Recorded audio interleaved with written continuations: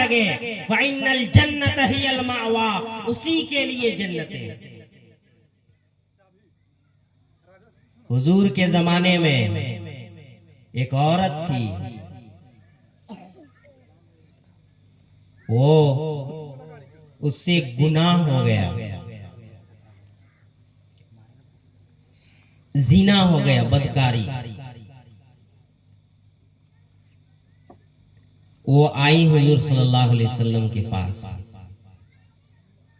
आने के बाद अल्लाह के रसूल सल्लल्लाहु अलैहि वसल्लम से इरशाद फरमाई, ऐ अल्लाह के रसूल सल्लल्लाहु अलैहि वसल्लम, तहहिरनी, आप हमें पाक कर दीजिए। क्या हुआ? हमसे बदकारी हो गया, जिना हो गया, और इस जीने की वजह से हमारे पेट के अंदर बच्चा है। अल्लाह के रसूल सल्लल्लाहु अलैहि वसल्लम मुंह फेर लिए और फरमाए कि जा, चली जा, ऐसा नहीं हो सकता है, तू बहक गई होगी।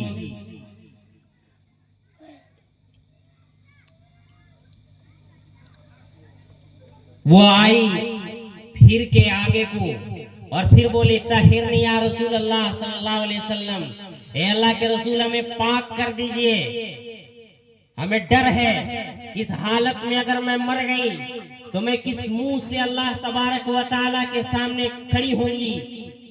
आज ये वही बदकारी है जिसे जिना कहते हैं।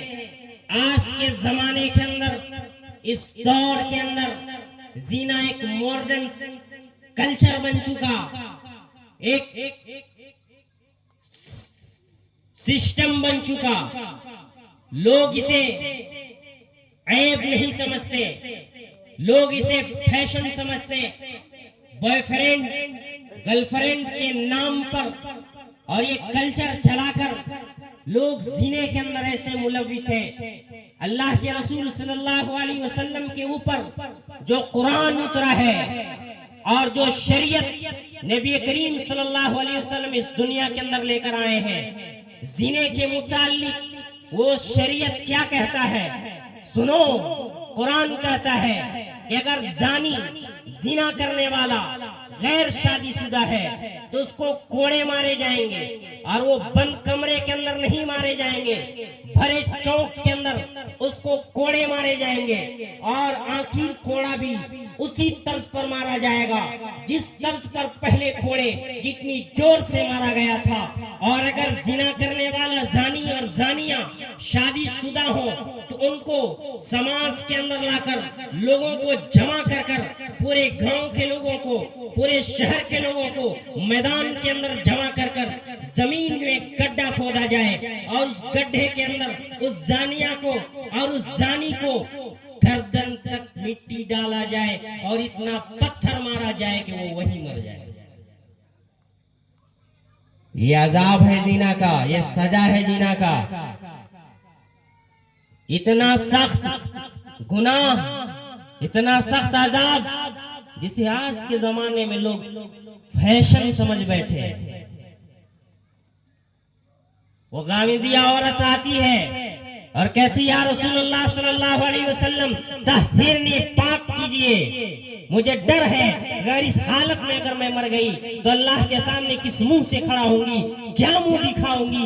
आज मुसलमान चोरी करता है, कोई खौफ नहीं है, जिना करता है, कोई खौफ नहीं है, चुगली करता है, कोई खौफ नहीं है, जबकि गीबत करना, अलगीबतु अशद्दु मिनज़ जिना, नमाज छोड़ता है, कोई खौफ नहीं, नमाज का छोड़ना जिना से ज्यादा सख्त गुनाह है, कोई खौफ नहीं। आज मुसलमान कत्ल करता है, आज मुसलमान लोगों का माल हड़प कर जाता है, सूद के अंदर पड़ा हुआ है और ब्याज के अंदर पड़ा है, वह है रिश्वत ले दे रहा है, कोई अल्लाह का खौफ नहीं है। सुनो, ईमान उस गामिदिया औरत की देखो, कुर्बान जाओ उस गामिदिया औरत के ईमान पर जिसने आकर अल्लाह के रसूल सल्लल्लाहु अलैहि वसल्लम से इरशाद फरमाते हैं, जबकि उसे किसी ने देखा नहीं है, वो बंद कमरे के अंदर तारीकी में, सिर्फ वो जाने जिसके साथ जिना हुआ वो जाने, और जिना करने वाला जाने, और रब जाने,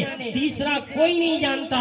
वो भी आकर अल्लाह के रसूल सल्लल्लाहु अलैहि वसल्लम के सामने एक दफा नहीं 4 दफा अपनी जुबान से कहती है, तहिरनी या रसूलुल्लाह सल्लल्लाहु अलैहि वसल्लम, आप हमें पाक कीजिए। क्या ईमान था उनका। आज हमारा ईमान मस्जिद को लेकर नहीं जाता, मस्जिद को लेकर नहीं जाता, ये लेके जाएगा जन्नत में। सरों पे दुपट्टा नहीं रखने देता, ये ईमान। वो चले जाओ शादी ब्याह के अंदर, वो मोता की महफिल में, मौत की महफिल में, जनाजे में गई औरत, वो मेकअप लगाकर, सज संवर कर, वो मर्दों के सामने दंदनाती फिर रही, जबकि कुरान कहता है, वक़रना फी बुयूतिकुन्ना वला तबर्रजना तबर्रुजल जाहिलियतिल ऊला, कि तुम जमाने जाहिलियत के तरह मर्दों के सामने बाजारों में, मोहल्लों के अंदर, गलियों में, शहरों में दंदनाती ना फिरो, बल्कि अपने घरों के अंदर करार पकड़ कर बैठ लो, क्योंकि तुम घरों की शहजादी हो, मलका हो। जनाजे की महफिल में गई हो, जिना की दावत।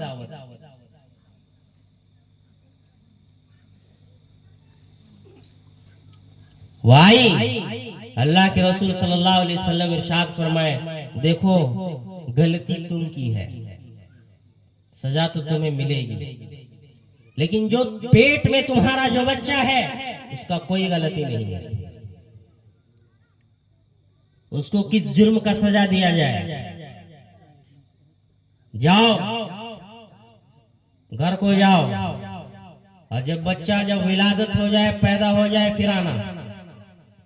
और हुजूर इस ख्याल से उसको वापस भेज दिए कि वो जब वो घर को जाएगी, 9 महीना अपने कोख के अंदर वो माँ अपने बच्चे को जब रखेगी, और एक दर्द के साथ जो अपने बच्चे को जन्म देगी, और वो बच्चा जब अपनी माँ के आगोश में, गोद में आँख खोलेगा, तो माँ की ममता जागेगी, वो तन्हाई के अंदर जाएगी, अल्लाह के सामने सर्व सुजूद होगी, और वो अल्लाह से गिड़गिड़ाएगी, और अपने गुनाहों की माफी मांगेगी, और अपनी बात से इनकार कर जाएगी, तो उसे लोगों के सामने पत्थर मारकर, रजम कर कर उसे मौत नहीं दिया जाएगा।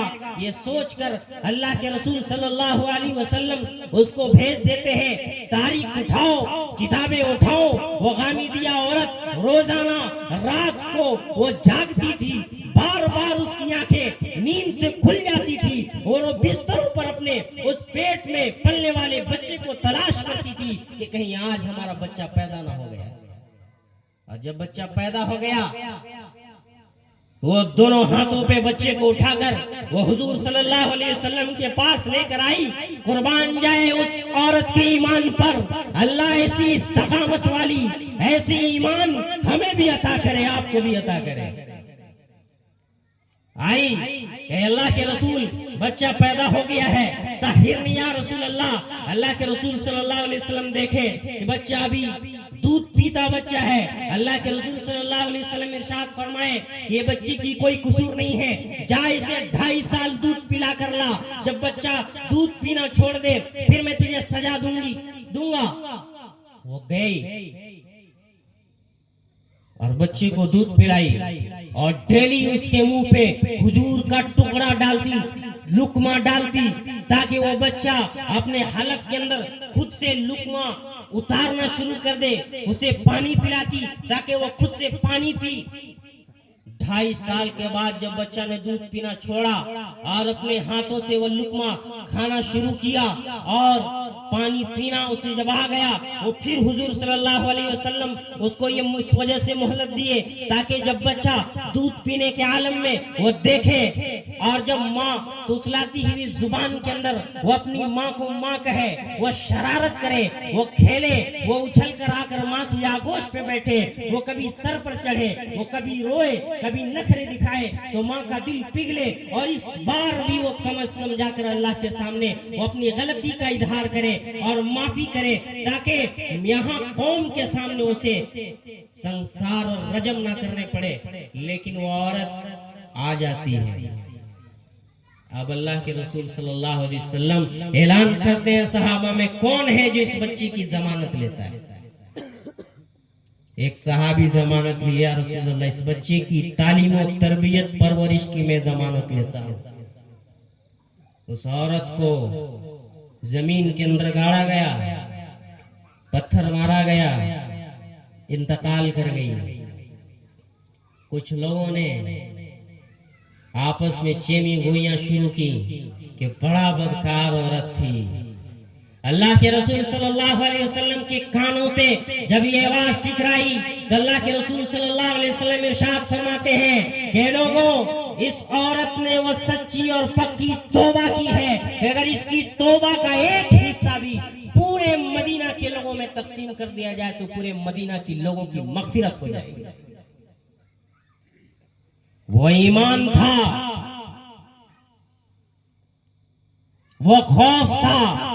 वअम्मा मन खाफा मकाम रब्बिही वनहन नफ्सा अनिल हवा, कि उनको डर था अल्लाह के सामने खड़ा होने का। आज कहां गया? नमाजें छोड़कर घरों के अंदर सो रहे, कारोबार पे लगे हुए हैं, जिना कर रहे, चोरी कर रहे, सूद दे रहे हैं, सूद ले रहे हैं, रिश्वत दे रहे हैं, रिश्वत ले रहे हैं। औलाद मर गया, बाप मर गया, भाई मर गया, फिर भी दिमाग के अंदर गोबर भरा पड़ा कि हमें ये फिक्र नहीं हुआ कि हमें भी एक दिन उसी कब्रिस्तान के अंदर जाना है जिस कब्रिस्तान के अंदर हमारे आबा व अजदाद आज लेटे हुए हैं। जाओ देखो, उस बयाबा शहरों के अंदर तुम्हारे बाप दादा थे, तुम्हारी औलादे थी, तुम्हारे आबा व अजदाद थे, आज उनकी हड्डियां तक महफूज नहीं। शहरे खामोशा में खड़े होकर चिल्लाओ, कोई जवाब देने वाला नहीं है। दिमागों के अंदर गोबर भरा पड़ा। इन सब चीजों को भी देखकर आज मुसलमानों का गैरत, ईमान, शर्म, हया नहीं जगता। वो मस्जिदों को भी नहीं पहुंचता, वो कुरान को खोल कर नहीं देखता। फरिश्तों को हुक्म देंगे, यौम यक़ूमुर रूहु वल मलाइकतु सफ़ा, सफ़ों को सीधी किया जाए।